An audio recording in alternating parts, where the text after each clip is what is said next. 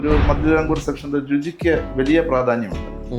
അപ്പൊ ആ ആളുകളുടെ വയറ് മാത്രം നിറഞ്ഞാൽ പോരാ. ഒരു ഭക്ഷണം കഴിച്ചു കഴിയുമ്പോൾ മനസ്സൂടെ നിറയണമെന്നുണ്ടെങ്കിൽ ആ ഭക്ഷണം രുചികരമാകണം. എനിക്ക് ശരിക്കും പറഞ്ഞു കഴിഞ്ഞാൽ പലപ്പോഴും നോൺ വെജ് ചെയ്യുമ്പോൾ അത്രയും ടെൻഷൻ ഇല്ല, സദ്യ ചെയ്യുമ്പോൾ അങ്ങ് ടെൻഷനായി. കാരണം ഇത്രയും കൂട്ടം സാധനത്തിൽ എവിടെയെങ്കിലും എന്തെങ്കിലും ഒരു പാവപ്പഴ പറ്റി കഴിഞ്ഞാൽ ഇവർ പറയും അയ്യോ അതിന് ഉപ്പില്ലായിരുന്നു, ബാക്കിയുള്ള എല്ലാം നല്ലതായിരുന്നു, പക്ഷേ അതിന് ചെറിയൊരു ഉപ്പില്ലായിരുന്നു, അതിന് പുളിയില്ലായിരുന്നു.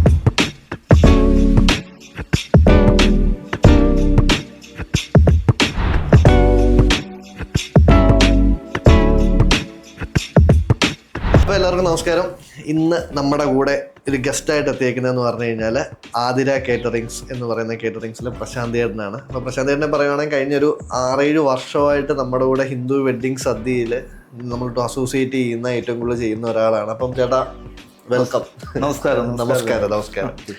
അപ്പോൾ ശരിക്കും പറഞ്ഞു കഴിഞ്ഞാൽ ചേട്ടാ ഈ ഒരു വീഡിയോ എടുക്കുന്നത് പോലും എന്ന് പറഞ്ഞു കഴിഞ്ഞാൽ ഒത്തിരി ക്ലയൻറ്റുകൾ നമ്മളെ വിളിക്കാറുണ്ട്. അവർക്ക് എല്ലാവർക്കും ഒരു അവയർനെസ് ആണ് ശരിക്കും നമ്മൾ ഈ ചാനലിലൂടെ തന്നെ ഉദ്ദേശിക്കുന്നത്. കാര്യം അവർക്ക് ഈ ഓരോ കാര്യങ്ങളെ പറ്റിയും അറിയാത്ത പല കാര്യങ്ങളും ഉണ്ട്. അപ്പോൾ അതിൻ്റെ ഒരു ഡെപ്തിലേക്ക് പോവുക, അതിനെപ്പറ്റി ഒരു അവയർനെസ് കൊടുക്കുക, ഇത് തന്നെയാണ് എൻ്റെ ഒരു, അതുകൊണ്ടാണ് ഞങ്ങൾ ഈ വെഡ്ഡിങ് ടോക്സ് സ്റ്റാർട്ട് ചെയ്തത്. അപ്പം ചേട്ടന് ശരിക്കും ഇത്രയും നാൾ, ഇപ്പം ശരിക്കും 10-15 വർഷമായിട്ട് ഈ ഒരു ഫീൽഡിൽ ഉണ്ട് അല്ലെ? 15 വർഷമായിട്ട് 25 വർഷമായിട്ട് ഞാൻ ഈ ഫീൽഡിലുണ്ട്. അപ്പം ഇത്രയും നാളും കല്യാണ സദ്യ എനിക്ക് തോന്നുന്നു അറൗണ്ട് ഇപ്പം എത്ര പറയാനായിട്ട് നമ്പേഴ്സ് പോലും കാണത്തില്ലായിരിക്കും. അതെ. അപ്പം അങ്ങനെ കല്യാണം നടത്തിയതിനകത്ത് ഒരു സദ്യ നടത്തുന്ന സമയത്തും ഒരു നോൺ വെജ് ഫുഡും രണ്ടും ചേട്ടൻ ചെയ്യുന്നുണ്ട്. ഇതിനകത്ത് ഏറ്റവും ബുദ്ധിമുട്ട് ഫേസ് ചെയ്യുന്നത്, അല്ലെങ്കിൽ ഏറ്റവും കൂടുതൽ നന്നായിട്ട് ചെയ്യാൻ പറ്റുന്ന കാര്യം സദ്യയാണോ നോൺ വെജ് ആണോ? അത് ഒരു ചോദ്യമാണ്. പക്ഷേ അതിൽ പറയാനുള്ളത്, നമ്മൾ ഏതാണോ ചെയ്യുന്നത് അത് ചെയ്യാൻ കഴിവുള്ള ആളുകൾ നിർത്തി, ഇപ്പം വെജിറ്റേറിയൻ ആണെങ്കിൽ അതിൻ്റെ രീതിയിൽ ചെയ്യാൻ കഴിവുള്ള ആളുകളെ നിർത്തി വെജിറ്റേറിയൻ സദ്യ ചെയ്യുമ്പോഴും, അതുപോലെ തന്നെ നോൺ വെജിറ്റേറിയനിൽ സ്പെഷ്യലൈസ് ചെയ്ത ആളുകൾ അത് ചെയ്യുമ്പോഴും അതിൻ്റെ ഒരു കൃത്യമായിട്ടുള്ള റിസൾട്ട് നമുക്ക് കിട്ടും. ഏതാണോ കൂടുതൽ പ്രയാസമെന്ന് നമുക്ക്, കാരണം ആളുകളുടെ ടേസ്റ്റ് ഏറ്റവും പ്രധാനമായിട്ടുള്ളത്, പ്രത്യേകിച്ച് നമ്മുടെ നാട്ടിൽ ഒരു മധ്യതിരാങ്കൂർ സെക്ഷന്റെ രുചിക്ക് വലിയ പ്രാധാന്യമുണ്ട്. അപ്പൊ ആ ആളുകളുടെ വയറ് മാത്രം നിറഞ്ഞാൽ പോരാ. ഒരു ഭക്ഷണം കഴിച്ചു കഴിയുമ്പോൾ മനസ്സൂടെ നിറയണമെന്നുണ്ടെങ്കിൽ ആ ഭക്ഷണം രുചികരമാകണം. അപ്പൊ ആ രുചികരമായി ചെയ്യാൻ പറ്റുന്നത് റിസ്ക് ആണെങ്കിലും അതാണ് അതിൻ്റെ അടിസ്ഥാനം. എനിക്ക് ശരിക്കും പറഞ്ഞു കഴിഞ്ഞാൽ പലപ്പോഴും നോൺ വെജ് ചെയ്യുമ്പോൾ അത്രയും ടെൻഷൻ ഇല്ല, സദ്യ ചെയ്യുമ്പോൾ അങ്ങ് ടെൻഷനായി. കാരണം ഇത്രയും കൂട്ടം സാധനത്തിൽ എവിടെയെങ്കിലും എന്തെങ്കിലും ഒരു പാവപ്പഴ പറ്റി കഴിഞ്ഞാൽ ഇവർ പറയും അയ്യോ അതിന് ഉപ്പില്ലായിരുന്നു, ബാക്കിയുള്ള എല്ലാം നല്ലതായിരുന്നു, പക്ഷേ അതിന് ചെറിയൊരു ഉപ്പില്ലായിരുന്നു, അതിന് പുളിയില്ലായിരുന്നു എന്നുള്ളൊരു കംപ്ലൈൻ്റ് ആണ് എനിക്ക് ഏറ്റവും കൂടുതൽ ഫേസ് ചെയ്യാൻ പേടിക്കുന്നൊരു സാധനം ഇതാണ്. അല്ല, അത് അങ്ങനെയല്ല. ഇപ്പം നോൺ വെജിറ്റേറിയൻ്റെ ഭക്ഷണത്തിനകത്ത് വ്യത്യസ്തമായ ഭക്ഷണ സാധനങ്ങളുണ്ട്. വെജിറ്റേറിയനെ സംബന്ധിച്ചോളം നമ്മൾ പരമ്പരാഗതമായിട്ട് ഏറെക്കുറെ ഒരേ മെനുവിൽ ഒരേ ഐറ്റത്തിലാണ് ആ ഡിഷുകളെല്ലാം ഏറെക്കുറെ സെയിം ആണ്. പുതിയ കുറേ കാര്യങ്ങൾ നമ്മൾ അതിനകത്തിലേക്ക് കൊണ്ടുവന്നിട്ടുണ്ടെങ്കിലും നമുക്ക് എന്താ പറഞ്ഞ പച്ചടി, കിച്ചടി, അവിയൽ, തോരൻ, കൂട്ടുകറി, ഇങ്ങനെ ആ ഒരു ലൈൻ ഉണ്ടല്ലോ. സദ്യയുടെ ഒരു ഐറ്റങ്ങളുടെ ഒരു ലിസ്റ്റ് ഉണ്ട്, അതിൽ നിന്ന് മാറ്റം വരുന്നില്ല. എന്നാൽ നോൺ വെജിറ്റേറിയനകത്ത് നമുക്ക് ഇപ്പം മധ്യതിരാങ്കൂറിൻ്റെ ഒരു ട്രഡീഷണൽ സദ്യ രീതി നോൺ വെജിറ്റേറിയൻ്റെ എന്ന് പറയുന്നത് ക്രിസ്ത്യൻ മീൽസ്, നസ്രാണി സദ്യ എന്ന് പറയുന്നത് ചോറ്, എരിശ്ശേരി, പുളിശ്ശേരി, ഫിഷ് കറി, ബീഫ് വറുത്ത്, ചിക്കൻ ഫ്രൈ. അത് ചെയ്യുമ്പോൾ സ്വയമായിട്ട് നമുക്ക് സദ്യ ചെയ്യുന്ന പോലെ തന്നെ, വെജിറ്റേറിയൻ സദ്യ ചെയ്യുന്നത് പോലെ തന്നെയുള്ള ടെൻഷനുണ്ട്, അല്ലെങ്കിൽ അതിനകത്തൊരു ആ ഒരു ലെവലിലേക്ക് എത്തിക്കാൻ ഒരു അല്പം പ്രയാസമുണ്ട്. പക്ഷെ നമ്മളത് ചെയ്തേ മതിയാവത്തുള്ളൂ. എന്നാൽ ഇപ്പോഴത്തെ ഒരു ഫുഡിൻ്റെ ഒരു കൺസെപ്റ്റ് തന്നെ മാറിയിട്ടുണ്ട്. നമുക്കൊരു 10 വർഷം മുമ്പ് കുഴിമന്തിയെ പറ്റി കേട്ടിട്ടില്ല എന്ന് മാത്രമല്ല, കുഴിമന്തി പോലുള്ള ഭക്ഷണങ്ങൾ കേരളത്തിന് എത്രത്തോളം സ്വീകാര്യമാകുമെന്ന് നമുക്ക് സംശയമുണ്ടായിരുന്നു. പക്ഷേ ഇപ്പം ഏറ്റവും കൂടുതൽ നമ്മൾ കണ്ടുവരുന്ന, പുറത്തോട്ടിറങ്ങിയാൽ കുഴിമന്തിയുടെ ഷോപ്പുകളാണ് ഏറ്റവും കൂടുതൽ. അൽഫാമും കുഴിമന്തിയൊക്കെയാണ് കണ്ടുവരുന്നത്. അപ്പം നോൺ വെജ് വരുമ്പോൾ അതിനകത്ത് എന്താണ് പ്രത്യേകത? 1-2 അല്ലെങ്കിൽ ഒറ്റ ഐറ്റത്തിൽ മാത്രമായിട്ട് അത് ലിമിറ്റ് ചെയ്യപ്പെടുന്നുണ്ട്. അപ്പം അത് ആ ഒരു ഐറ്റത്തിന് ശ്രദ്ധിക്കുന്ന ശ്രദ്ധയല്ല, അത് കഴിക്കുമ്പോഴും ഉണ്ടാക്കുമ്പോഴും ഉള്ള ടെൻഷനല്ല, ഈ ഐറ്റംസ് കൂടുതൽ ഉണ്ടാക്കുമ്പോൾ. അപ്പം സദ്യക്ക് അതുകൊണ്ട് തന്നെ ഈ 25-30 കൂട്ടം തൊടുകറികൾ, നമ്മുടെ വള്ളസദ്യ എന്നൊക്കെ പറയുന്ന 56 ഐറ്റംസ് ഒക്കെയാണ് വരുന്നത്. ശരിക്കും നമ്മുടെ നാട്ടിലൊരു നോർമൽ സദ്യക്ക് എത്ര കൂട്ടമാണ് ശരിക്കും സ്റ്റാൻഡേർഡ് ആയിട്ടുള്ള ഒരു? 10-11 കൂട്ടം തൊടുകറികളെങ്കിൽ ഒരു സ്റ്റാൻഡേർഡ് സദ്യയിൽ തൊടുകറികളായിട്ട് തന്നെ വരുന്നുണ്ട്. അത് ഉദാഹരണം പറഞ്ഞാൽ അതിനോട് അനുബന്ധിച്ച് തന്നെ ഉപ്പേരി, ശർക്കര വരട്ടി, പപ്പടം, പഴം, അതൊക്കെ നമ്മുടെ സദ്യയുടെ ഒഴിച്ചുകൂടാനാവാത്ത കാര്യങ്ങളാണ്. കൂടെ തൊടുകറികളിൽ വരുന്നത് പച്ചടി, കിച്ചടി, അവിയൽ, കൂട്ടുകറി, തോരൻ, ഇഞ്ചി, മാങ്ങ, നാരങ്ങ, ഇങ്ങനെയൊക്കെ ഒരു 10 ഐറ്റം തൊടുകറികളെങ്കിലും നമുക്ക് ഇലയിൽ വന്നെങ്കിലേ, വാഴയിലയിലാണല്ലോ സദ്യ ഇപ്പോഴും പോയിക്കൊണ്ടിരിക്കുന്നത്. അപ്പോൾ ആ ഇലയിൽ വിഭവസമൃദ്ധമാകണമെന്നുണ്ടെങ്കിൽ മിനിമം ഒരു 10 കൂട്ടം തൊടുകറികളെങ്കിലും വേണം. അതോടൊപ്പം തന്നെയാണ് അതിൻ്റെ ഒഴിച്ചുകറികളുടെ സ്ഥാനം. ആദ്യം നമ്മുടെ മധ്യവാങ്കൂറിൽ വരുമ്പോൾ പരിപ്പിലാണ് ആരംഭിക്കുന്നത്. ഒഴിച്ചുകറിയായിട്ട് പരിപ്പ് കൊടുക്കുന്നു, സാമ്പാർ, പുളിശ്ശേരി, പച്ചമോര്, പിന്നെ പായസങ്ങളുടെ എണ്ണം കൂടുന്നതനുസരിച്ച് സദ്യയുടെ നൽപ്പ് കൂടുന്നതാണ് ഒരു പൊതുവായിട്ടുള്ള ഒരു കൺസെപ്റ്റ്. എത്ര കൂട്ടം പായസം ഉണ്ടെന്ന് പലപ്പോഴും ചോദിക്കാറുണ്ട്. അത് ആ ഒരു പായസത്തിന്റെ കണക്കനുസരിച്ചിട്ടാണ് കല്യാണത്തിന്റെ ഒരു സ്റ്റാൻഡേർഡ് അങ്ങനെ വരും. ഒരു പരിധി വരെ അത് അങ്ങനെ ഉണ്ടായിരുന്നു, ഒരു കാലത്ത് അങ്ങനെ ഉണ്ടായിരുന്നു. ഇപ്പൊ അതിന് മാറ്റം വന്നിട്ട് മറ്റു ചില തലങ്ങളിലേക്ക് അത് ഒന്ന് മാറിയിട്ടുണ്ട്. അതെ അതെ, ശരിക്കും നമ്മൾ ഈ കല്യാണത്തിന് ഒരാള് ഒരു ഗസ്റ്റായിട്ട് നമ്മളൊരു കല്യാണത്തിന് പോകുമ്പം ചെന്ന് നമ്മൾ ഇലയുടെ ഫ്രണ്ടിൽ ഇരിക്കുന്ന സദ്യയല്ലേ ആൾക്കാർ വിളമ്പുന്നതായിരിക്കും കാണുന്നത്. പക്ഷെ അതിൻ്റെ പുറകിൽ അത്രയും ആ ഒരു ഇലക്കകത്തോട്ട് എത്തിക്കാൻ വേണ്ടിയിട്ട് നിങ്ങളുടെ സൈഡിൽ നിന്നുണ്ടാകുന്ന ഒരു കഷ്ടപ്പാടുകൾ അത് ശരിക്കും പറഞ്ഞു കഴിഞ്ഞാൽ പലർക്കും അറിയത്തില്ല. അതെ അതെ. അപ്പം അത് ഈ ഇവന്റ് പ്ലാനേഴ്സ് എന്ന് പറയുമ്പോൾ ഞങ്ങളുടെ സൈഡിൽ നിന്നാണെന്നുണ്ടെങ്കിൽ 2 ദിവസം മുമ്പ് നമ്മളൊരു പ്രോഗ്രാം ചെയ്യുമ്പോൾ അതും ഒരാൾക്ക് വന്ന് കാണുമ്പോൾ ആ ഒരു സ്റ്റേജ് കൊള്ളാം, പക്ഷെ ഇത് എങ്ങനെ എത്തി എന്നുള്ളവർ അവർക്കും അറിയത്തില്ല. അതേപോലെ ഇമ്പോർട്ടൻ്റ് ആയിട്ട് കാര്യമാണ് സദ്യ. അപ്പൊ അതിന്റെ ഒരു കഷ്ടപ്പാട്, ആ റിസ്ക് ഫാക്ടേഴ്സ് എന്തൊക്കെയാണ് ഇതിനകത്ത് വരുന്ന കാര്യങ്ങൾ? ഒരു നല്ല ചോദ്യമാണ് രാഹുൽ ഇപ്പോൾ ചോദിച്ചത്. കാരണം ഒരു കസ്റ്റമറെ സംബന്ധിച്ചോളം, ഒരു ക്ലയൻറ്റിനെ സംബന്ധിച്ചോളം, അദ്ദേഹത്തിന് ഞാനിപ്പോൾ പറഞ്ഞ പോലെ ഒരു മകളുടെ വിവാഹത്തിന് ഏറ്റവും കൂടുതൽ വിഭവങ്ങൾ കൊടുക്കണമെന്നും ഏറ്റവും അധികം വിഭവസമൃദ്ധമായ സദ്യ ചെയ്യണമെന്നുള്ളൊരു ചിന്തയിലാണ് ആളുകൾ നമ്മളെ സമീപിക്കുന്നത്. ഇത് ശരിക്കും നമ്മൾ സദ്യ ആരംഭിച്ചൊരു അരമണിക്കൂർ അല്ലെങ്കിൽ 1 മണിക്കൂർ കൊണ്ട് 1000-2000 ആളുകൾ, മാക്സിമം 1.5 മണിക്കൂർ കൊണ്ട് 10,000-2000 ആളുകൾ ഭക്ഷണം കഴിച്ച് സംതൃപ്തരായി മടങ്ങിപ്പോകുമ്പോൾ അതിനുവേണ്ടി തയ്യാറെടുപ്പുകളായിട്ട് ഞങ്ങൾ 48 മണിക്കൂർ സമയം അല്ലെങ്കിൽ ഒരു 36 മണിക്കൂർ സമയം കൃത്യമായിട്ട് ഉപയോഗപ്പെടുത്തും. തലേന്ന് രാവിലെ ആരംഭിക്കുന്ന പ്രോസസ്സിംഗ് ആണ്, അല്ലെങ്കിൽ അതിൻ്റെ തയ്യാറെടുപ്പുകളാണ് പിറ്റേ ദിവസം ഒരു 4 മണിയോടുകൂടി അവസാനിക്കുന്നത്. വലിയൊരു ടീമിൻ്റെ ഒരു കഠിനാധ്വാനത്തിൻ്റെ ഭാഗമായിട്ടാണ് ആ ഒരു സദ്യ കഴിഞ്ഞ ആളുകൾ ഇറങ്ങുമ്പോൾ. ഞാൻ പറഞ്ഞാൽ ഒരു 36 മണിക്കൂറെങ്കിലും കൃത്യമായിട്ട് ജോലി ചെയ്യുന്നുണ്ട്. ആളുകളുടെ സദ്യകളുടെ പങ്കെടുക്കുന്ന ആളുകളുടെ എണ്ണം അനുസരിച്ച് അതിന് തയ്യാറെടുക്കുന്ന ജോലിക്കാരുടെ എണ്ണവും, അതും രാവും പകലും ജോലി ചെയ്യേണ്ട ഒരു ഫീൽഡാണ്. അതാണ് ഇതിൻ്റെ ഏറ്റവും വലിയൊരു പ്രത്യേകത. കാരണം ഞങ്ങൾക്ക് ഉറക്കമില്ല രാത്രിയിൽ. മറ്റുള്ളവർ ഉറങ്ങുമ്പോൾ ഉണർന്നിരുന്നെങ്കിൽ മാത്രമേ നമുക്ക് അവരുണരുമ്പോഴേക്കും ഞങ്ങൾക്ക് അവർക്ക് ആവശ്യമായ സാധനം കൊടുക്കാൻ സാധിക്കൂ എന്നുള്ളതാണ്. അത് ഡെഡിക്കേഷൻ്റെ ഭാഗമായിട്ടാണ്. നമുക്ക് ഈ ലാസ്റ്റ് മിനിറ്റ് ഇപ്പം ഈ ഒരു ബാക്കി എല്ലാ വർക്കിനും ഇപ്പം നമ്മൾ ഇവൻറ്റ്സ് എന്ന് പറയുന്ന ഫീൽഡിൽ നമ്മൾ നിൽക്കുമ്പം നമുക്ക് ശരിക്കും ഒരു കൗണ്ട് ഡൗൺ ആണ്. അതായത് മറ്റന്നാൾ പ്രോഗ്രാം അല്ല നാളെ പ്രോഗ്രാം ആണെന്നുണ്ടെങ്കിൽ ഇന്ന് മുതൽ തുടങ്ങിയേ പറ്റൂ. ഇതിനിടയ്ക്ക് വേറെ ആരോടും ഒരു എന്താ പറയുക, അത് ടയർ പഞ്ചറായി, മഴ പെയ്തു, അല്ലെന്നുണ്ടെങ്കിൽ വരുന്ന വഴിക്ക് താമസിച്ചു, ഇതൊന്നും നമുക്ക് പറയാൻ പറ്റത്തില്ല. നമുക്ക് ചെയ്ത് തീർത്തേ പറ്റത്തുള്ളൂ. അപ്പം ഈ ഒരു ഷോർട്ട് ടൈമിനിടയ്ക്ക് ഇത്രയും ഒരു 25 വർഷത്തെ ലൈഫ് എന്ന് പറയുന്നത്, ഇതിനിടയ്ക്ക് എന്തെങ്കിലും ഓർക്കുമ്പോൾ പേടി വരുന്ന, അല്ലെങ്കിൽ ദൈവമേ ഇങ്ങനെ പെട്ടുപോയല്ലോ എന്ന് തോന്നുന്ന പ്രശ്നങ്ങൾ ഉണ്ടായിട്ടുണ്ട്? തീർച്ചയായിട്ടും ഒട്ടനവധി സന്ദർഭങ്ങൾ. ഇത് സദ്യയുടെ ഏറ്റവും വലിയ, ഭക്ഷണത്തിൻ്റെ തന്നെ ഏറ്റവും വലിയ ഇമ്പോർട്ടൻ്റ് ചൂടോടെ ഭക്ഷണം കൊടുക്കുക എന്നുള്ളതാണ്. ചൂടോടെ ഭക്ഷണം നമ്മൾ തയ്യാറാക്കി, കാരണം മറ്റൊരു ഫീൽഡ് പോലെയല്ല. അത് നേരത്തെ നമ്മൾ റെഡിയാക്കി വെച്ചിട്ട് ആ സമയത്ത് പ്രസൻറ്റ് ചെയ്യാൻ പറ്റുന്ന സാധനങ്ങൾ വളരെ ചുരുക്കമാണ്. 1-2 ഭക്ഷണത്തിൻ്റെ ടൈം തന്നെ മാക്സിമം 4 മണിക്കൂറാണ് പറയുന്നത്. അപ്പോൾ ആ സമയപരിധിക്കുള്ളിൽ നമ്മൾ സാധനം തയ്യാറാക്കി എത്തിക്കണമെങ്കിൽ, പ്രത്യേകിച്ച് ഇപ്പോൾ സെൻട്രൽ കിച്ചണുകളാണ് കൂടുതലായിട്ടുള്ളത്. ഭക്ഷണം തയ്യാറാക്കി എത്തിക്കുമ്പോൾ നമുക്ക് ഒരു സമയത്തിന് മുമ്പായിട്ട് ഇത് തയ്യാറാക്കിക്കൊണ്ട് പോകാൻ പറ്റില്ല. ആ ടൈം അനുസരിച്ച് നമ്മൾക്കിത് നമ്മുടെ കിച്ചണിൽ നിന്ന് സൈറ്റിലേക്ക് എത്തിക്കാൻ സാധിക്കത്തുള്ളൂ. ആ പോകുന്ന വഴിയിലുണ്ടാകുന്ന തടസ്സങ്ങൾ ഏറ്റവും വലിയൊരു പ്രശ്നമാണത്. വഴിയിലുണ്ടാകുന്ന തടസ്സങ്ങൾ, വാഹനത്തിൽ പോകുമ്പോൾ വാഹനത്തിനുണ്ടാകുന്ന പ്രശ്നങ്ങൾ, ഏതെങ്കിലും ജാഥയോ അല്ലെങ്കിൽ മറ്റെന്തെങ്കിലും പരിപാടികളോ നടക്കുമ്പോൾ വഴിയിലുണ്ടാകുന്ന തടസ്സങ്ങൾ, ആ സമയത്ത് അവിടെ എത്തിക്കാൻ സാധിക്കുക, അതുതന്നെയാണെന്ന് തോന്നുന്നു. എനിക്ക് തോന്നുന്നു ഏറ്റവും ഇമ്പോർട്ടൻ്റ് ആയിട്ടുള്ള ഒരു കാര്യം. കാരണം ആ സമയം പാലിച്ചുകൊണ്ട്, കാരണം ഒരു സമയം കഴിഞ്ഞാൽ ആ ഭക്ഷണം ഒരു സമയം തന്നെ ഔഷധവും, ഒരു സമയം തന്നെ അത് വിഷവുമായി മാറുന്നുണ്ട്. ഒരു സമയം കഴിഞ്ഞാൽ ഭക്ഷണം സ്വാഭാവികമായ ബുദ്ധിമുട്ടുകൾ ഉണ്ടാക്കുന്ന ഒരു സാഹചര്യമായി മാറാറുണ്ട്. അപ്പം ആ സമയത്ത് എത്തിക്കുക എന്നുള്ളതാണ് നമ്മൾ നേരിടുന്ന ഏറ്റവും വലിയ ഒരു ബുദ്ധിമുട്ട്. ഇപ്പം പത്തനംതിട്ട ഇപ്പം സദ്യയുടെ ഒരു കാര്യം എടുക്കുവാണെങ്കിൽ, നമ്മൾ 14 ജില്ല എടുക്കുവാണെന്നുണ്ടെങ്കിൽ 14 ടേസ്റ്റാണ്. അല്ലെങ്കിൽ 14 ടേസ്റ്റ് എന്ന് പറഞ്ഞാൽ അവിടുത്തെ ആൾക്കാർ പ്രതീക്ഷിക്കുന്ന ടേസ്റ്റ്. അതെ. അപ്പം നമ്മൾ അങ്ങനെ പലയിടത്തും പോയി, ഇപ്പം പത്തനംതിട്ട വിട്ട് വേറെ ഏതെങ്കിലും ഒരു ജില്ലയിൽ പോയി ചെയ്യുമ്പോൾ അവർ പ്രതീക്ഷിക്കുന്ന കാര്യം, അപ്പം അവിടെ നമ്മളത് എങ്ങനെ മാനേജ് ചെയ്യും? സ്വാഭാവികമായിട്ടും നമ്മൾ ഒരു സദ്യ വരുമ്പോൾ, പൊതുവായിട്ട് വിവാഹ സദ്യകൾക്ക് കേരളത്തിൽ അങ്ങോളം ഇങ്ങോളം ഒരു മെനു തന്നെയാണ് പോകുന്നതെങ്കിലും അതിന്റെ ടേസ്റ്റിൽ അല്ലെങ്കിൽ അത് സെർവ് ചെയ്യുന്ന രീതിയിൽ ചില വ്യത്യാസങ്ങളുണ്ട്. ഉദാഹരണം പറഞ്ഞാൽ നമുക്കിപ്പം ഒരു വടക്കൻ ജില്ലകളിലേക്ക് പോവുകയാണെങ്കിൽ തൃശ്ശൂർ അല്ലെങ്കിൽ കോട്ടയത്തിനപ്പുറത്തേക്കുള്ള ജില്ലകളിലേക്ക് അല്ലെങ്കിൽ എറണാകുളത്തിനപ്പുറത്തേക്കുള്ള ജില്ലകളിലേക്ക് പോകുമ്പോൾ നമ്മൾ കണ്ടിട്ടുണ്ട് നമ്മുടെ മധ്യവാങ്കൂറിലൊക്കെ നമ്മുടെ ആദ്യത്തെ ഒഴിച്ചുകറി പരിപ്പാണ്. ചെറുപയർ അരകാക്കിയെടുത്ത് നമ്മൾ ഒഴിച്ച് അതിനോടൊപ്പം നെയ്യും കൂട്ടി പപ്പടവും ചേർത്ത് കഴിക്കുന്ന ഒരു സിസ്റ്റമാണ് ഇവിടെ നിലവിലുള്ളത്.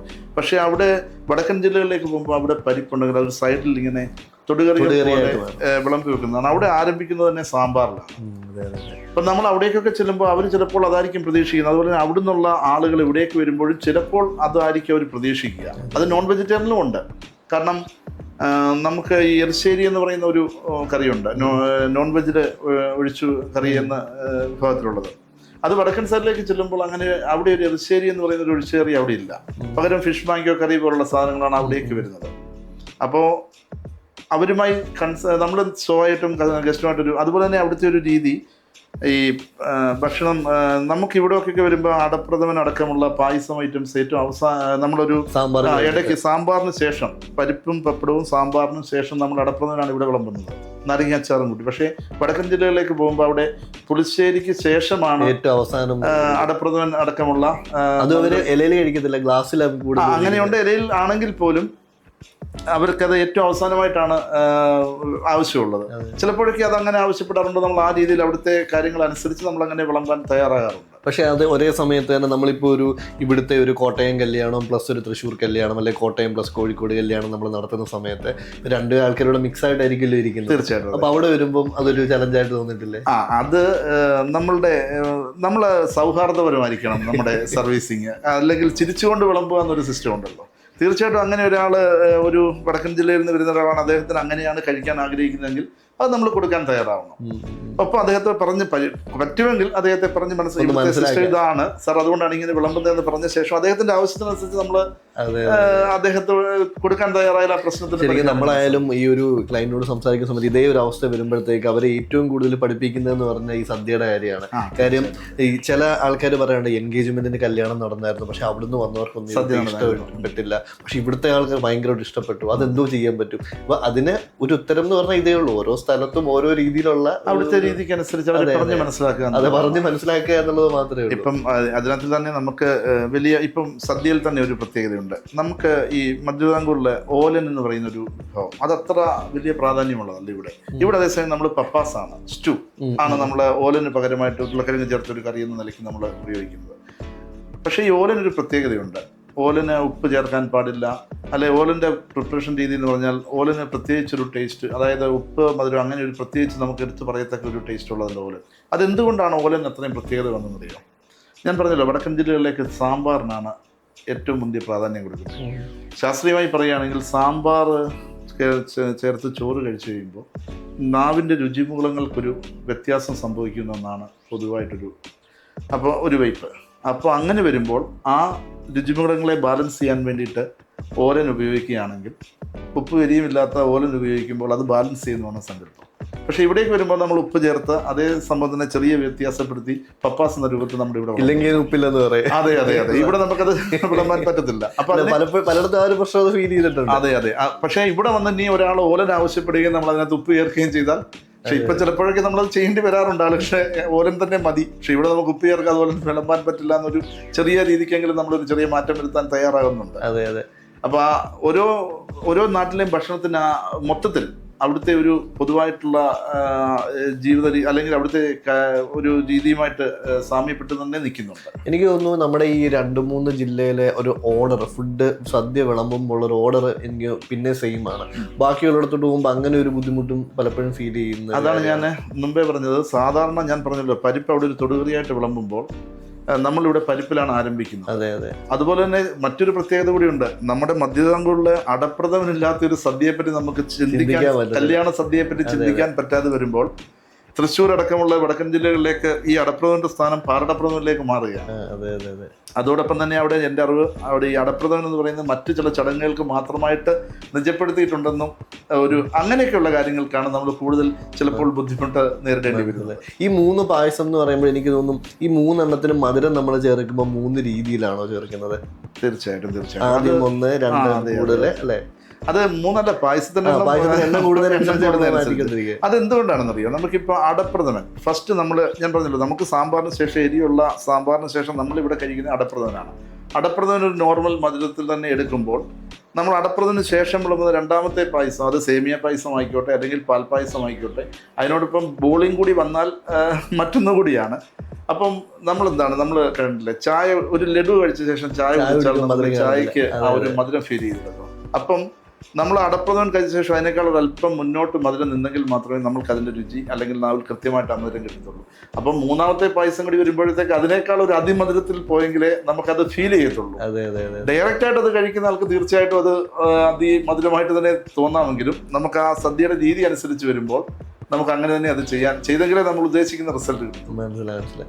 അതേപോലെയൊക്കെ ഈ പറയുന്ന പോലെ ഞങ്ങളായാലും പല നമ്മുടെ ക്ലയൻസിൻ്റെ അടുത്ത് പോകുമ്പം അവർ ഈ പറയുന്ന ഒരു കൺസേൺ ആണ്, നമ്മൾ സദ്യയുടെ ഒരു റേറ്റ് നോക്കുമ്പോഴത്തേക്ക് ചിലയിടത്ത് വളരെ കുറഞ്ഞിരിക്കും, ചിലയിടത്ത് വളരെ കൂടുതലിരിക്കും. എനിക്കൊന്ന് ആവറേജ് ഈ പറയുന്ന നമ്മുടെ 200 രൂപ മുതൽ 600 രൂപ വരെ ഒരു സദ്യ, നല്ലൊരു സദ്യക്ക് ചെയ്യാൻ പറ്റും.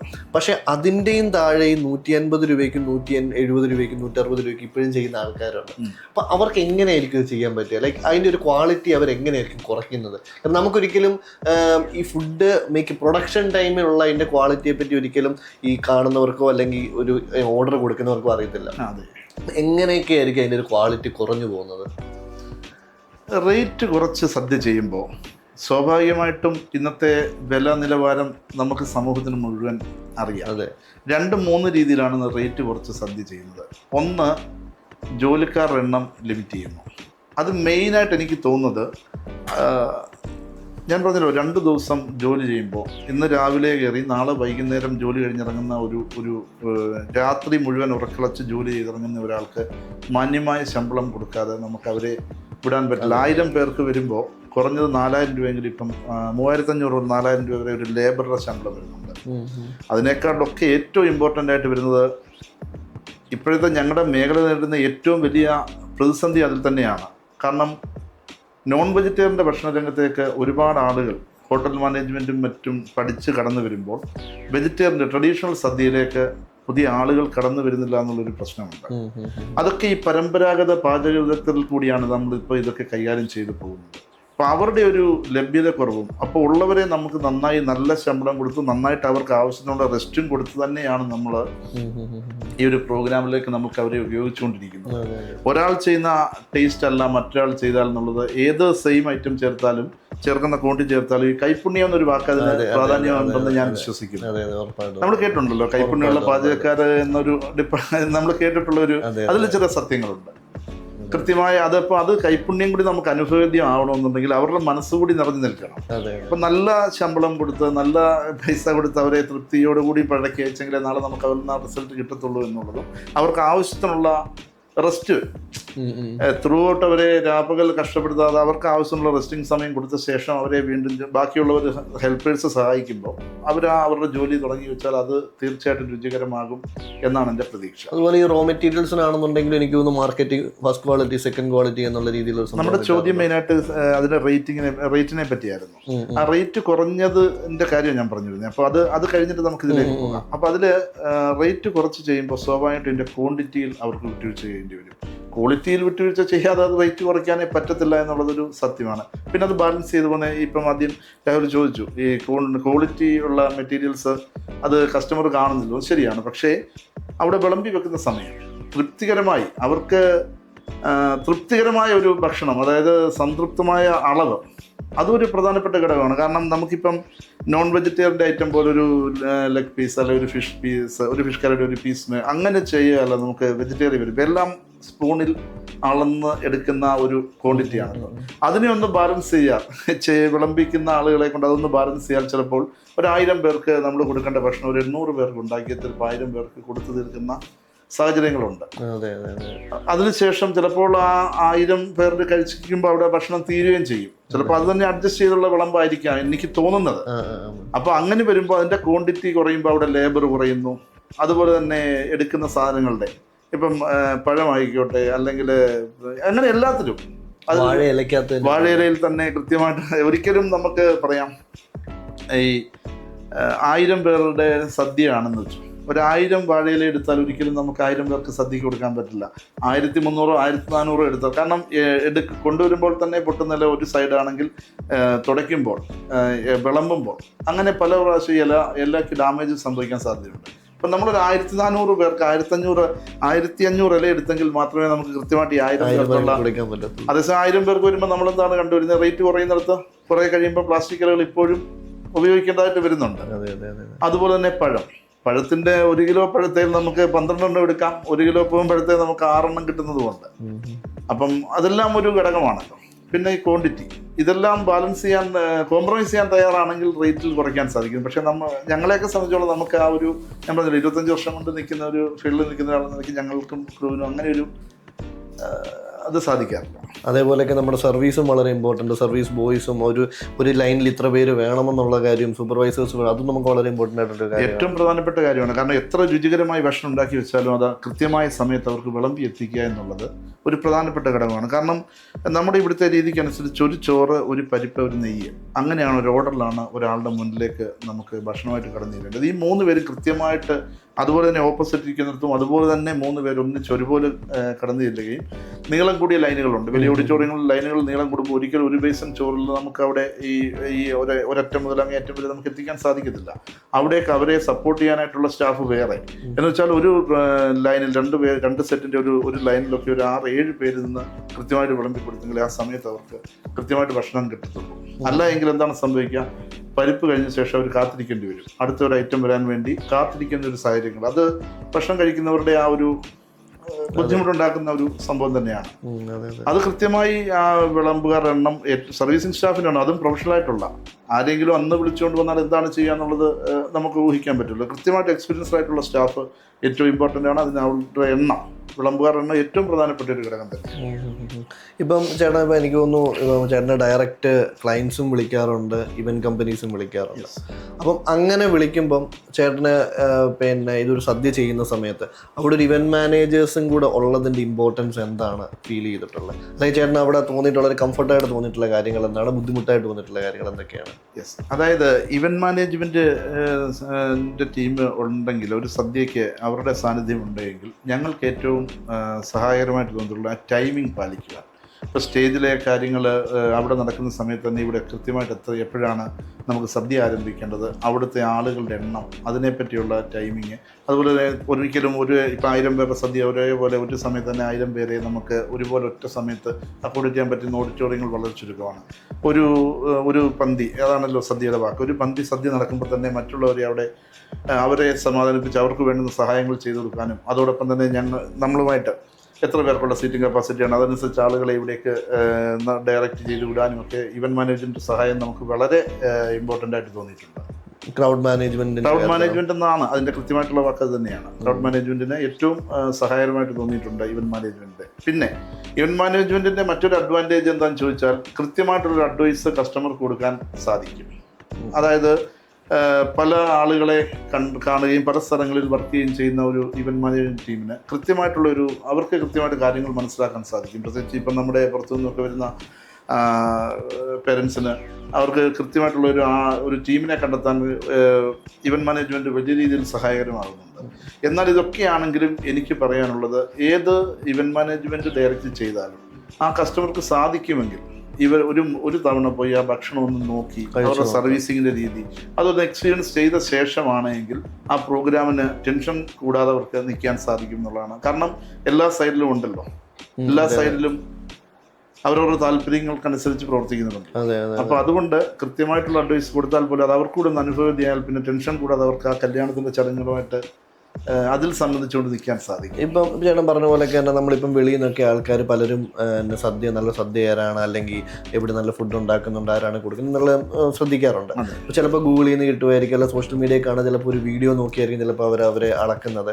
അപ്പം എപ്പോഴും ഒരു നല്ലൊരു സദ്യ അല്ലെങ്കിൽ നല്ലൊരു കേറ്ററിംഗ് ഒരാളെ സെലക്ട് ചെയ്യണമെന്നുണ്ടെങ്കിൽ അവരുടെ സൈഡിൽ നിന്ന് റേറ്റ് അല്ലാണ്ട് വേറെ എന്തൊക്കെ കാര്യങ്ങൾ അവർ ചോദിച്ചറിയേണ്ടതായിട്ടുണ്ട്? ഏറ്റവും വലിയൊരു ട്രെൻഡായിട്ട് മാറിയിട്ടുള്ള സോഷ്യൽ മീഡിയ വഴിയുള്ള അഡ്വർടൈസ്മെന്റ്. അതിൽ എത്രത്തോളം ഉണ്ട് റിയാലിറ്റി എന്നും നമ്മുടെ എക്സ്പെക്റ്റേഷന് അനുസരിച്ച് എത്രയാണ് റിയാലിറ്റി എന്ന് നമുക്ക് പലപ്പോഴും പല മാതാപിതാക്കളിൽ നിന്നും പിന്നീട് പലരും പറഞ്ഞു കേട്ടിട്ടുള്ള അനുഭവങ്ങളുണ്ട്.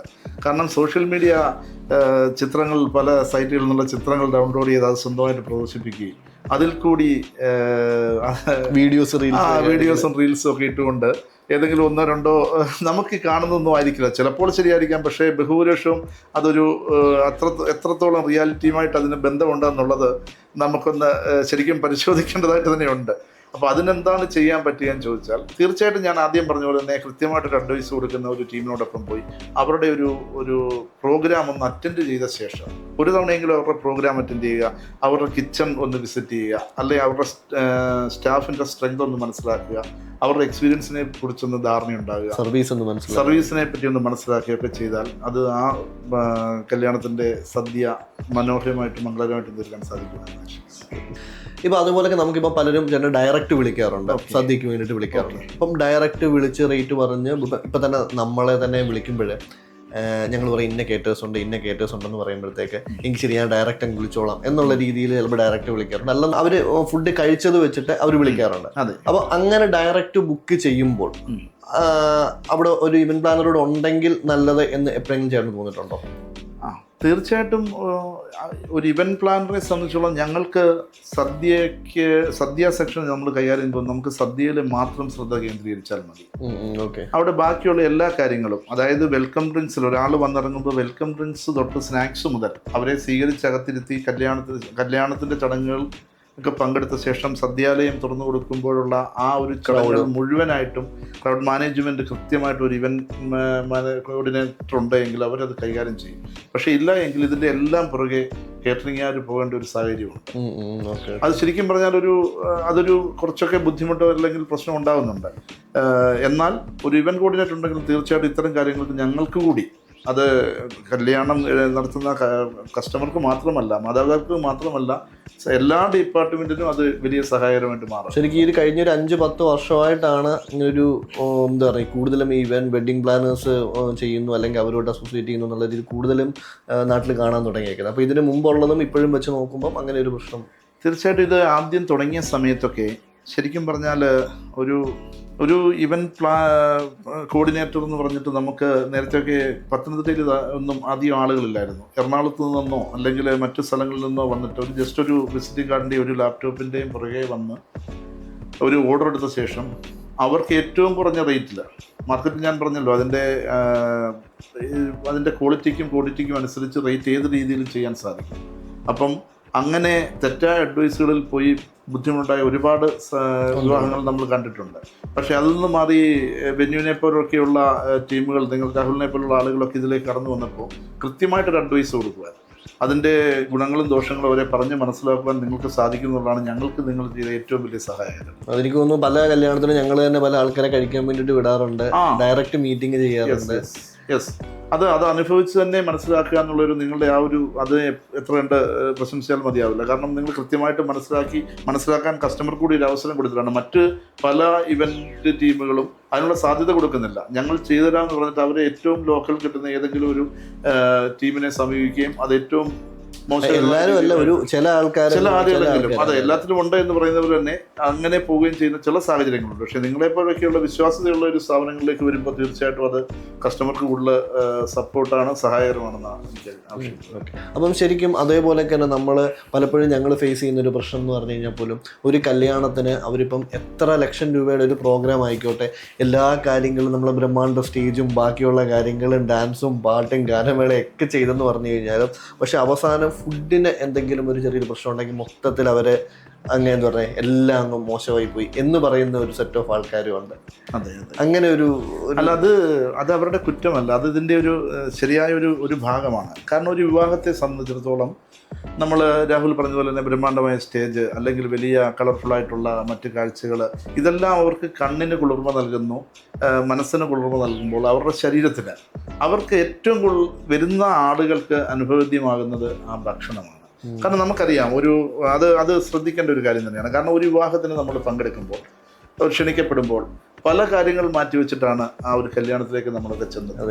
നമ്മൾ അവർക്ക് ആകെ തിരിച്ചു കൊടുക്കുന്ന ഇതെല്ലാം കൊടുക്കുമ്പോഴും വലിയ ഓഡിറ്റോറിയങ്ങൾ നമ്മൾ സജ്ജീകരിക്കുന്നു, AC ഓഡിറ്റോറിയങ്ങൾ, അല്ലെങ്കിൽ മറ്റുള്ള എല്ലാ ഫെസിലിറ്റിയും, കാഴ്ചയ്ക്ക് കണ്ണിന് കുളിർമ ഒരുപാട് കാര്യങ്ങൾ നമ്മൾ കൊടുക്കുമ്പോഴും അവർക്ക് നമ്മൾ ഏറ്റവും കൂടുതൽ ശ്രദ്ധിക്കേണ്ടതും അത് ശരിക്കും അത് ഒരു നേരത്തെ ഭക്ഷണമാണ്. അതിൽ ആ വാക്ക് തന്നെ ഉപയോഗിച്ചെങ്കിലും മതി. അത് ഒരു നേരത്തെ ഭക്ഷണമാണ് അവർക്ക് നമ്മൾ തിരികെ നൽകി വിടുന്നത്. അതിൽ ഒരു ലുബ്ധതയും വിചാരിക്കരുത്, അതിൽ ഒരു വിട്ടുവീഴ്ചയും കാണിക്കരുത് എന്നുള്ളതാണ് എനിക്ക് അതിനകത്ത് പറയാനുള്ളത്. പലപ്പോഴും ഞാനും കണ്ടിട്ടുണ്ട്, പല സ്ഥലത്തും ചെല്ലുമ്പോൾ നമ്മളും അത് മനസ്സിലായി പോന്നിട്ടുണ്ട്. വലിയ ഓഡിറ്റോറിയങ്ങളിൽ ഇപ്പോഴത്തെ റേറ്റൊക്കെ അറിയാമല്ലോ ഓഡിറ്റോറിയങ്ങളിൽ, അവിടെ ചെന്നിട്ട് പക്ഷേ സദ്യ സെക്ഷനിലേക്ക് വരുമ്പോൾ ആരെങ്കിലും ഏൽപ്പിച്ച് സാധനങ്ങൾ പണ്ടത്തെ രീതിയിൽ തന്നെ എടുത്തു കൊടുക്കുന്നു, അല്ലെങ്കിൽ അത് ഒരു വലിയ പ്രശ്നമായിട്ട് ഇപ്പോഴും മാറുന്നുണ്ട്. അത് വിളമ്പുകാരുടെ രീതി തന്നെ എടുത്തു പറഞ്ഞാൽ, നമുക്കിപ്പോൾ എത്ര വിളമ്പുകാരെ വേണമെങ്കിൽ വിളിച്ചാൽ കിട്ടും. അതായത് നമുക്ക് ഇപ്പോൾ ചെയ്യുന്നതെന്ന് വെച്ചാൽ ഏതെങ്കിലും ഒരു ടീമിനെ വിളിച്ചിട്ട് നിങ്ങളൊരു 10 പേരെയും കൊണ്ട് വരിക. പ്രത്യേകിച്ചും ഇപ്പം വനിതകളോട് ഈ ഫീൽഡിലേക്ക് ഇറങ്ങിയ ശേഷം നിങ്ങളൊരു 10 പേരെ കൊണ്ടുവരണമെന്ന് പറയും. ചിലപ്പോൾ ആ വരുന്നതിൽ പകുതി പേര് പോലും ഇതിനു മുമ്പ് ഇങ്ങനെ സദ്യ രംഗത്ത് വിളമ്പിയുള്ള എക്സ്പീരിയൻസ് ഒന്നും ഉണ്ടാവണമെന്നില്ല. അത് വരുമ്പോൾ അവർ എത്രത്തോളം നമുക്ക് ആളുകളുടെ മുമ്പിൽ ആ സർവീസിങ് വിജയിപ്പിച്ചെടുക്കാൻ, ഇത് കൃത്യമായ സമയബന്ധിതമായി ആ ക്വാണ്ടിറ്റിയും ക്വാളിറ്റിയും മെയിൻറ്റെയിൻ ചെയ്ത് അവരുടെ മുന്നിൽ കിട്ടുന്ന, ഇപ്പം ഒരു പരിപ്പും പപ്പടവും ആവശ്യത്തിന് എല്ലാ മലയാളിയും നന്നായിട്ട് കഴിക്കുമ്പോഴും ചിലപ്പോൾ അത് ആവശ്യത്തിന് കഴിച്ചു കഴിഞ്ഞാൽ ചിലപ്പോൾ കുറച്ച് ചോറും സാമ്പാറും മതിയായിരിക്കും ചടങ്ങിൻ്റെ ഭാഗമായിട്ട്. അത് അവരുടെ അവരുടെ മനസ്സ് മനസ്സിലാക്കി ആ ക്വാണ്ടിറ്റിയിൽ വിളമ്പിക്കൊടുത്ത്, എന്നാൽ അടപ്രഥമൻ വിളമ്പുമ്പോൾ അതിനാവശ്യത്തിനുള്ള രീതിയിൽ വിളമ്പിക്കൊടുത്ത് പോകുന്ന ഒരു രീതി ചെയ്താൽ കൃത്യമായിട്ട് ഞങ്ങളൊക്കെ അത് ഫോളോ ചെയ്യുന്നുണ്ട്, ശ്രദ്ധിക്കുന്നുമുണ്ട്. അങ്ങനെ കൊടുത്താൽ അവരുടെ മനസ്സും വയറും ഒരുപോലെ നിറയുകയും ആ വിവാഹത്തിൻ്റെ ഏറ്റവും വലിയ അനുഗ്രഹമായ ഒരു തലമായി ആ ഭക്ഷണരംഗം മാറുകയും ചെയ്യും. അതോടെ ആ പ്രോഗ്രാമിന് വന്നവർക്കും ആ മാതാപിതാക്കൾക്കും അവരെ വിളിച്ചു കൂട്ടിയ ആളുകൾക്കും എല്ലാവർക്കും ആ ഒരു പ്രോഗ്രാമിന് വന്ന് ദിവസങ്ങളോളം അല്ലെങ്കിൽ മറ്റൊരു പ്രോഗ്രാം നടക്കുന്നവരെ മനസ്സിൽ തങ്ങി നിൽക്കാനുള്ള അനുഭവമായിട്ട് ആ സദ്യയുടെ സൈഡ് മാറും. അതിൻ്റെ മറ്റൊന്നുകൂടി പറഞ്ഞാൽ, നമുക്കറിയാം പപ്പടത്തിന് വഴക്കുണ്ടാക്കിയൊരു നാടാണ്. ഏറ്റവും വലിയ രസകരമായ സംഭവം ഇപ്പോഴും അതാണ്, അല്ലേ? അങ്ങനെയുള്ള ആളുകളും ഉണ്ട് ഇതിൽ, പങ്കെടുക്കുന്നവരുമുണ്ട്. കാരണം അവർക്ക് അവരുടെ സമയത്ത് എത്രയും പെട്ടെന്ന് ഹാളിലേക്ക് പ്രവേശിച്ചാൽ മറ്റുള്ളവരുടെ കാര്യമല്ല, അവരുടെ കാര്യം മാത്രം നോക്കി അവർക്ക് എത്രയും പെട്ടെന്ന് കഴിച്ചിട്ട് പോകണം എന്നുള്ളൊരു രീതി. അങ്ങനെയൊക്കെ വരുമ്പോൾ ഞങ്ങൾ കുറച്ച് ബുദ്ധിമുട്ടുകൾ ഞങ്ങൾ ഫേസ് ചെയ്യേണ്ടി വരാറുണ്ട്. നമ്മൾ വരുന്ന 500 പേര് ഒരേ സമയം ഭക്ഷണം കഴിക്കാനിരിക്കുകയാണ്. ഞങ്ങൾ ഈ 500 പേരെയും ഒരേ രീതിയിൽ തന്നെ കാണുകയും അതിദേവോ ഭവ എന്ന കൺസെപ്റ്റ് ചിന്തയിൽ നിന്നുകൊണ്ട് എല്ലാവരെയും ഒരേപോലെ കെയർ ചെയ്യാനും പരിചരിക്കാനും ഞങ്ങൾ ശ്രമിക്കുന്നത്. ചിലപ്പോഴെങ്കിലും ചില കസ്റ്റമറുടെ ഭാഗത്ത് നിന്ന് അല്ല എനിക്ക് എത്രയും പെട്ടെന്ന് പോകണം, ഇവിടെ കൊടുത്തിട്ട് മറ്റൊരിടത്തേക്ക് പോയാൽ മതി എന്നുള്ള രീതിയിലുള്ള ചില നിർദ്ദേശങ്ങൾ വരുമ്പോൾ ഞങ്ങൾക്ക് അതിൻ്റെ ബുദ്ധിമുട്ടുകൾ ഫേസ് ചെയ്യേണ്ടതായിട്ട് വരാം. ശരിക്കും നമ്മളിപ്പം ഇത്രയും സ്നേഹത്തോടെ അല്ലെങ്കിൽ ഇത്രയും നന്നായിട്ട് ഒരു ആഹാരം വിളമ്പി കൊടുക്കണം എന്നുള്ള രീതിയിലായിരിക്കും നമ്മൾ ഓരോ കല്യാണവും ചെയ്യുന്നത്. അപ്പം അങ്ങനെ ചെയ്യുന്ന സമയത്തും ഏതെങ്കിലും ഈ പറയുന്ന പോലെ നിങ്ങൾക്ക് ഉണ്ടായിരിക്കുന്ന വേറൊരു ബുദ്ധിമുട്ട്, അത് ഇപ്പം ഓഡിറ്റോറിയത്തിൻ്റെ സൈഡിൽ നിന്നായിരിക്കാം, അല്ലെങ്കിൽ ഏതെങ്കിലും വെഡിങ് പ്ലാനറിൻ്റെ സൈഡിൽ നിന്നായിരിക്കാം, അല്ലെങ്കിൽ വല്ല കസ്റ്റമേഴ്സിൻ്റെ അവർ കല്യാണം നമ്മൾ ഏൽപ്പിച്ച് ചിലപ്പോൾ അവരുടെ സൈഡിൽ നിന്ന് തന്നെ ആയിരിക്കും. അങ്ങനെ എന്തെങ്കിലുമൊക്കെ ബുദ്ധിമുട്ടുണ്ടായിട്ടുണ്ടോ? തീർച്ചയായിട്ടും ചിലപ്പോൾ കൃത്യമായിട്ടൊരു അഡ്വൈസ് ഈ കൊടുക്കാൻ സാധിക്കാത്തതുകൊണ്ടോ അല്ലെങ്കിൽ നമുക്ക് ചർച്ച ചെയ്യാൻ സാധിക്കാത്തതുകൊണ്ടോ സമയത്ത് ആളുകളുടെ എണ്ണം കൂടുതലുണ്ടാകുക, അപ്രതീക്ഷിതമായിട്ട് വരുന്ന അതിഥികളുടെ എണ്ണം ഒരുപാടങ്ങ് വർദ്ധിക്കുകയാണെങ്കിൽ നമുക്ക് ആ സമയത്ത് ചിലപ്പോൾ അവർ പ്രതീക്ഷിക്കുന്ന രീതിയിൽ നമുക്ക് അവർക്ക് സർവീസിങ് കൊടുക്കാൻ സാധിച്ചെന്ന് വരില്ല. ആ സമയത്ത് വലിയ രീതിയിൽ ഞങ്ങൾ ബുദ്ധിമുട്ടുകൾ നേരിടേണ്ടി വരുന്നുണ്ട്. അതുപോലെ തന്നെ ഏറ്റവും പ്രധാനപ്പെട്ടാണ് നമുക്ക് ഈ ഒരു പന്തി കഴിഞ്ഞിട്ട് ഒരു പന്തി കഴിഞ്ഞ് രണ്ടാമത്തെ പന്തി അറേഞ്ച് ചെയ്യാനുള്ള സമയം. ആ സമയം നമുക്ക് കൃത്യമായിട്ട് കിട്ടുകയും, കാരണം നമ്മുടെ സദ്യ പോലുള്ള സമയത്ത് ഞാൻ പറയുന്നത് നമ്മൾ 20-22 ഐറ്റം സാധനങ്ങളാണ് ആ ഇലയിൽ നമുക്ക് വിളമ്പി വെക്കേണ്ടത്. അതിനൊരു മിനിമം ഒരു 20 മിനിറ്റെങ്കിലും ഒരു സദ്യ കഴിഞ്ഞ് രണ്ടാമത്തെ സമയം കിട്ടുകയാണെങ്കിൽ ഏറ്റവും മനോഹരമായിട്ട് അവർ കയറുന്ന സമയത്തും തൊട്ട് നമുക്ക് ആ ഒരു കൃത്യമായ രീതിയിൽ നമുക്ക് അത് വിളമ്പി തീർക്കാൻ സാധിക്കും. പക്ഷേ ചിലപ്പോഴൊക്കെ അതുകൊണ്ടാണ് ഞങ്ങൾ ആഗ്രഹമില്ലെങ്കിൽ പോലും ഷട്ടർ അടച്ചിട്ടുണ്ട് റീസെറ്റിംഗ് ചെയ്യാൻ നമ്മൾ നിർബന്ധിതരാകുന്നത്. പക്ഷേ ചില സമയത്ത് ഈ ഷട്ടർ തുറന്ന് ആളുകൾ ഇടിച്ച് കയറി കഴിയുമ്പോൾ പലപ്പോഴും ബഹുഭൂരിപക്ഷം ആളുകളും ക്ഷമയോടെ കാത്തിരിക്കാറുണ്ട്. പക്ഷേ ചില സൈഡിലെങ്കിലും അത് കയറി കഴിഞ്ഞാൽ ഉടനെ അവർക്ക് അപ്പം തന്നെ അവർക്ക് ബാക്കി കാര്യങ്ങൾ ചെയ്ത് മറ്റുള്ളവരുടെ സൈഡിലേക്ക് മറ്റുള്ളവർക്ക് എന്ത് ചെയ്യുന്നു എന്നുള്ളത് അവർക്ക് പ്രശ്നമല്ല. അവരുടെ ഭാഗം മാത്രം ക്ലിയർ ആയിട്ട് പോകണം എന്നൊരു നിർബന്ധ ബുദ്ധി പിടിക്കാറുണ്ട്. ഞാൻ പറയും മനസ്സിലാകുന്നില്ല. ബാക്കി പൂർണ്ണമായിട്ട് വിളമ്പി എത്തിക്കാൻ സാധിക്കാതെ ഇത്ര ഐറ്റം തൊടുകറികളുള്ളപ്പോൾ അതെല്ലാം വിളമ്പാൻ സമയമില്ല, അതിന് ചോറിന് തന്നാൽ മതി എന്നുള്ള രീതിയിലൊക്കെ ഒരു ബുദ്ധിമുട്ടുകൾ ഞങ്ങൾ പലപ്പോഴും ഫേസ് ചെയ്യാറുണ്ട്. പക്ഷേ അതുകൊണ്ട് തന്നെയാണ് പലപ്പോഴും നമ്മൾ മനസ്സുകൊണ്ട് ആഗ്രഹിക്കുന്നില്ല. കാരണം കല്യാണത്തിന് വിവിധ സമയങ്ങളായിട്ട് വളരെ ശാന്ത സ്വഭാവത്തോട് വന്ന് വളരെ മാന്യമായിട്ട് സമാധാനത്തോടെ ഇരിക്കും വിവാഹ ചടങ്ങുകൾ വീക്ഷിക്കുന്ന ആളുകൾ പക്ഷേ സദ്യാലയത്തിലേക്ക് വരുമ്പോൾ ഒരു നിയന്ത്രണം വിട്ട മട്ടിൽ വരുന്ന ഒരു സാഹചര്യമുണ്ട്. അത് അവിടെ നമ്മൾ ആഗ്രഹിച്ചിട്ടുള്ള ഷട്ടർ ക്ലോസ് ചെയ്തത് കല്യാണം കഴിഞ്ഞിട്ടുള്ള പന്തിയിൽ നമുക്കത് തുറന്നിടാൻ സാധിക്കുമെങ്കിലും അതിന് ശേഷമുള്ള സമയം നമുക്ക് കിട്ടുകയാണെങ്കിൽ കുറച്ചുകൂടി മനോഹരമായിട്ട് ഇവർക്ക് എല്ലാവരെയും ഒരേപോലെ നമുക്ക് തൃപ്തികരമായ രീതിയിൽ സർവീസിങ് കൊടുത്ത് നമുക്ക് അവരെ വിടാൻ സാധിക്കും. ഒരു അതുപോലെ ഈ ഒരു ഫുഡ് കഴിക്കണം എന്നുണ്ടെങ്കിൽ ഇപ്പോൾ ഈ പറഞ്ഞ പോലെ ഇത്ര സമയം വേണം എന്ന് പറഞ്ഞു. അപ്പം ഇത്രയും വിളമ്പണമെന്നുണ്ടെങ്കിലും കഴിക്കണമെന്നുണ്ടെങ്കിൽ നമുക്ക് ഏകദേശം എത്ര സമയം വേണ്ടി വരും? നമുക്ക് ഒരു 500 പേരെ ഒരു സമയത്ത് ഇരുത്തുന്ന ഒരു ഹാളിൽ കൃത്യമായി ആവശ്യത്തിനുള്ള വിളമ്പുകാരെ ഒരു 35-40 വിളമ്പുകാരെ നമുക്ക് സദ്യ ചോറിൽ ഇലയിൽ ചോറ് വിളമ്പുന്നിടം മുതൽ, കാരണം ഇതിൻ്റെ സീറ്റിംഗ് അറേഞ്ച്മെൻറ്റ്സ് ഓഡിറ്റോറിയം ഒന്ന് ഫുൾഫിൽ ആകാൻ അതിൻ്റെതായ സമയമെടുക്കും. ലൈനുകളെല്ലാം സീറ്റിൻ്റെ ക്രമീകരണങ്ങളെല്ലാം അറേഞ്ച് ചെയ്യാൻ അതിൻ്റെതായ സമയമെടുക്കും. അതിനുശേഷം ഇലയിൽ ചോറ് വിളമ്പിക്കഴിഞ്ഞ് ചോറും പരിപ്പും തുടങ്ങി നമ്മുടെ ഇവിടുത്തെ സിസ്റ്റം അനുസരിച്ച് എന്താ പറഞ്ഞാൽ പുളിശ്ശേരിയിലും പച്ചമോരിലും സംഭാരം കുടിച്ച് തീർത്ത് നീക്കുന്ന സമയത്തിന് ഏറ്റവും കുറഞ്ഞ ഒരു 18 മുതൽ 20 മിനിറ്റ് വരെ അവർക്ക് സമയം കൊടുത്ത് തന്നെ വേണം അത് ചെയ്യാമെന്നുള്ളതാണ്. വിളമ്പുന്നത് മുതൽ അവർ കഴിച്ച് തീരുന്നിടം വരെ, വിളമ്പ് തുടങ്ങി കഴിച്ച് തീരുന്നിടം വരെ. സീറ്റിംഗ് അറേഞ്ച്മെന്റ്സിന്റെ കാര്യമല്ല ഞാൻ പറയുന്നത്. കഴിക്കാൻ ആരംഭിച്ച് ഇലയിൽ അവരുടെ മുന്നിൽ ഇലയിൽ ചോറ് മുതൽ നമ്മുടെ അടപ്രഥമനും പാൽപ്പായസവും ഒക്കെ ശേഷം പുളിശ്ശേരി സംഭാരം തുടങ്ങി അത് അവസാനിപ്പിക്കുന്ന ഒരു സമയം ഏതാണ്ട് ഒരു 18 മുതൽ 20 മിനിറ്റ് വരെ കൊടുത്തു വേണം അവർക്ക് ചെയ്യാൻ. അതുപോലെ തന്നെ റീ അറേഞ്ച്മെന്റ്സിന്റെ ഈ വേസ്റ്റ് എല്ലാം ക്ലീൻ ചെയ്ത് ബാക്കി വീണ്ടും ഒന്നേന്ന് ഇലയിട്ട് നമുക്ക് ആ തൊടുകറികളെല്ലാം വിളമ്പി വെച്ച് പപ്പടം ഉൾപ്പെടെ ഇലയിൽ വിളമ്പി കഴിഞ്ഞാൽ ആളുകൾ കയറി കഴിഞ്ഞാൽ അവർക്ക് നമുക്ക് ചോറ് ഇപ്പോൾ ആദ്യം കൊടുത്ത പോലെ തന്നെ നമുക്ക് ചോറിൽ നിന്ന് ആരംഭിക്കാം, സംഭാരത്തിൽ അവസാനിപ്പിക്കാം. ആ സമയം അതിനുവേണ്ടി തയ്യാറെടുപ്പുകൾക്ക് വേണ്ടുന്ന സമയം ഒരു 20 മിനിറ്റ്. അത് ഞങ്ങൾ വളരെ വേഗത്തിൽ ഒരു 15 മിനിറ്റ് കൊണ്ട് തീർക്കാൻ നമ്മൾ ശ്രമിക്കാറുണ്ട്, മിക്കവാറും സാധിക്കുന്നുണ്ട്. പക്ഷെ ആളുകൾ കയറി കഴിഞ്ഞാൽ ആ 20 മിനിറ്റ് എന്നുള്ള 25 മിനിറ്റിലേക്ക് നീളാനുള്ള സാധ്യതയും വളരെ കൂടുതലാണ്. ഈ 35 മിനിറ്റ് മുതൽ ഒരു 40 മിനിറ്റ് വരെ എന്തായാലും നമുക്കൊരു ഒരു പന്തി എന്നുള്ള രീതിയിൽ നമുക്ക് സമയം സെറ്റ് ചെയ്ത് കഴിച്ചു അങ്ങനെ തന്നെയാണ് അതിനേക്കാൾ രീതി. പലരും ചിലപ്പം ഈ നമ്മൾ ഓരോ കല്യാണത്തിനൊക്കെ പോകുമ്പോഴായാലും ഓരോരുത്തർ ഒരു പേരൻസ് പ്ലാൻ ചെയ്യുമ്പോൾ അവർ ചിലപ്പോൾ 1000 പേരുടെ കല്യാണമായിരിക്കും. 12-നും 12:30-ക്കും ഇടയ്ക്കായിരിക്കും മുഹൂർത്തം വരുന്നത്. 250 പേരെ ഒറ്റ പന്തിക്ക് ഇവിടെ ഫുഡ് ഇരുത്താനായിട്ട് പറ്റത്തുള്ളൂ. പക്ഷെ അവർക്ക് കല്യാണത്തിന് മുമ്പ് ഹദ്യ കൊടുക്കാൻ പറ്റൂല, കല്യാണം കഴിഞ്ഞിട്ട് കൊടുക്കാൻ പറ്റത്തില്ല. അപ്പം പക്ഷെ രസം എന്താ വെച്ച് കഴിഞ്ഞാൽ അവിടെ ചെറുക്കന് ഇറങ്ങുന്നത് 2 മണി 2:30 ആകുമ്പോൾ ഇറങ്ങുന്നതാണ്. ഇങ്ങനെ ഒരു ഭയങ്കര ടൈറ്റ് സ്കെഡ്യൂൾ അവർ തന്നെ പ്ലാൻ ചെയ്തിട്ട് നമ്മളെ തരാറുണ്ട്.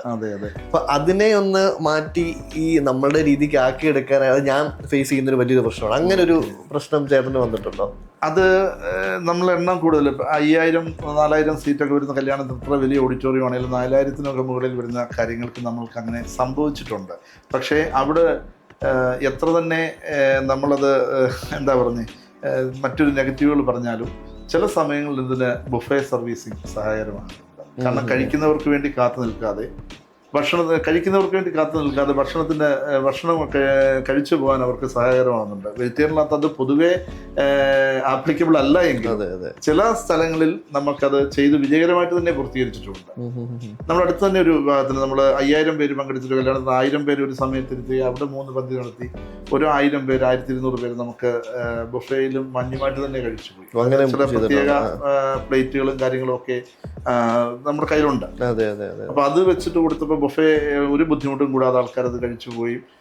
അല്ലെങ്കിൽ കഴിക്കാതെ പോകാൻ നിന്നവരെ അവർ കാത്തു നിന്നിട്ട് അവർക്ക് കഴിക്കാതെ പോകാൻ നിൽക്കുന്നവരുണ്ട്. തിരക്ക് സമയം വരുമ്പോൾ മറ്റു പല പ്രശ്നങ്ങളുണ്ടല്ലോ. 1 മണിക്കപ്പുറം ആളുകളെ ഭക്ഷണത്തിന് വേണ്ടി കാത്തു നിൽക്കുക എന്ന് പറയുന്നത് തന്നെ ഒരല്പം 1:30 മുമ്പെങ്കിലും ആൾക്കാർക്ക് ഭക്ഷണം കൊടുത്ത് തീർക്കണം എന്നുള്ളതാണ് നമ്മളുടെ ചിന്ത. പിന്നെ അതൊക്കെ വരുമ്പോൾ നിങ്ങൾക്കും വലിയ റോള് വഹിക്കാനുണ്ട്. ഒന്നുകിൽ അവിടെ ആളുകളുടെ എണ്ണം അവർ നിജപ്പെടുത്തുക, അല്ലെങ്കിൽ മറ്റൊരു ടൈമിങ് നമ്മൾ ഒന്നുകൂടെ, അല്ലെങ്കിൽ അതിനനുസരിച്ചുള്ള വലിയ ഹാളുകൾ തിരഞ്ഞെടുക്കുക എന്നുള്ളതാണ് നിങ്ങൾക്ക് കൊടുക്കാനുള്ള അഡ്വൈസ്. ഓക്കെ, അപ്പം നമ്മുടെ ഈ പറഞ്ഞ സദ്യവട്ടങ്ങളെ പറ്റിയും സദ്യയെ പറ്റിയും ഇത് അറിയാത്ത ആൾക്കാർക്ക് വേണ്ടി ചേട്ടൻ ഇത്രയും പറഞ്ഞു തന്നതിൽ വളരെ സന്തോഷം. ഇനിയും വലിയ വലിയ ഉയരങ്ങളിൽ എത്തട്ടെ, അല്ലെങ്കിൽ എന്താ പറയുക ഒത്തിരി വർക്കുകൾ കിട്ടട്ടെ എന്നുള്ളത് വെച്ചുകൊണ്ട് അപ്പം എന്താ പറയുക. ഓക്കെ, അപ്പം ഇതുപോലെ കൊള്ളാം ഇനിയും നല്ല നല്ല വീഡിയോകളൊക്കെ ഇനിയും നമ്മളുടെ ചാനലിൽ കാണുക. അപ്പം ചേട്ടനെ കണക്ട് ചെയ്യേണ്ടവർക്കായാലും താഴെ നമ്പർ കൊടുത്തേക്കാം. ഉറപ്പായിട്ടും ആതിര കേറ്ററിങ്സ് പത്തനംതിട്ടയുള്ള കേറ്ററിങ്സ് ആണ്. പത്തനംതിട്ട വാഴമുട്ടം. ഉറപ്പായിട്ടും എന്തെങ്കിലും നല്ല ഹിന്ദു വെഡിങ് സദ്യ ഉണ്ടെങ്കിൽ സജസ്റ്റ് ചെയ്യാൻ പറ്റുന്ന ഒരു കേറ്ററിംഗ് കൂടെയാണ്. അപ്പോൾ താങ്ക് യു. അതുപോലെ തന്നെ പറയാനുള്ളത് എനിക്ക് തീർച്ചയായിട്ടും ഇതൊരു പുതിയ അനുഭവമാണ്. ഏതാണ്ട് 2001 ജനുവരിയിലാണ് നമ്മൾ ആതിര കേറ്ററിങ്സ് സ്റ്റാർട്ട് ചെയ്യുന്നത്. പ്രശാന്ത് കുമാർ എന്നുള്ള പേരിൽ നിന്ന് പ്രശാന്ത് ആതിരയിലേക്കുള്ള പരിവർത്തനം അങ്ങനെയാണ്. ആ സദ്യ രംഗത്ത് നമ്മളൊരു 4-5 ജില്ലകളിൽ ഇപ്പം കൊല്ലം, കോട്ടയം, ആലപ്പുഴ, പത്തനംതിട്ട, എറണാകുളം തുടങ്ങിയ 5 ജില്ലകളിൽ നമുക്ക് സദ്യകൾ ചെയ്യാൻ സാധിക്കുന്നുണ്ട്. അപ്പോൾ പക്ഷേ ആദ്യമായിട്ടാണ് ഇങ്ങനെ നമുക്ക് പബ്ലിക്കിൻ്റെ മുന്നിൽ അല്ലെങ്കിൽ സമൂഹത്തിന് ഇങ്ങനെ ഒരു സദ്യയുടെ കാര്യങ്ങളെപ്പറ്റി ഒരു അവയർനെസ് കൊടുക്കാനുള്ള അവസരം ഉണ്ടാക്കുന്നത്. തീർച്ചയായിട്ടും വന്ന ശേഷം പത്തനംതിട്ടയിൽ നിന്നാണ് അതിന് തുടക്കമെന്ന് ഉള്ളത് ഏറ്റവും വലിയ അഭിമാനമാണ് വെന്യൂ ഇവൻറ്റ്സ്. രാഹുലിൻ്റെയും അഞ്ജലിയുടെയും ഒക്കെ ആ കാഴ്ചപ്പാടുകൾ കൂടി ഇന്ന് വെന്യൂ ഇവൻറ്റ്സ് തന്നെ ഏതാണ്ട് കേരളത്തിൽ അങ്ങോളം ഇങ്ങോളം ഏറ്റവും വലിയ ഒരു സ്ഥാപനമായി ഇവൻറ്റ് കോർഡിനേറ്റർമാരായി അവർക്ക് മാറാൻ സാധിച്ചു. അവരുടെ എന്താ പറഞ്ഞ ഒരു മാതാപിതാക്കളുടെ സ്വപ്നം, ഏറ്റവും വലിയ സ്വപ്നമാണല്ലോ തങ്ങളുടെ മക്കളുടെ വിവാഹം. അത് അവരെ ഏറ്റെടുക്കുന്നതോടുകൂടി അത് ഏറ്റവും വലിയൊരു ഏറ്റവും മംഗളകരമായിട്ട് പരിസമാപ്തിയിലെത്തിക്കാൻ അവരുടെ ക്രൂവിന് സാധിക്കുന്നുണ്ട്. അത് ആ വ്യത്യസ്തമായ കാഴ്ചപ്പാടുകളാണ്. അതിൻ്റെ ഭാഗമായിട്ട് തന്നെ ഇങ്ങനെ സദ്യയെ പറ്റി ഒരു അവയർനെസ് നൽകുവാൻ ഒരു അവസരം നൽകിയതിന് രാഹുലിന് ഒപ്പം ക്രൂ വെന്യൂ ഇവൻസിന് ആതിര കേറ്ററിങ്സിൻ്റെ എല്ലാവിധമായ നന്ദി. ഇങ്ങനൊരു അവസരം തന്നതിന് ഒരുപാട് നന്ദി.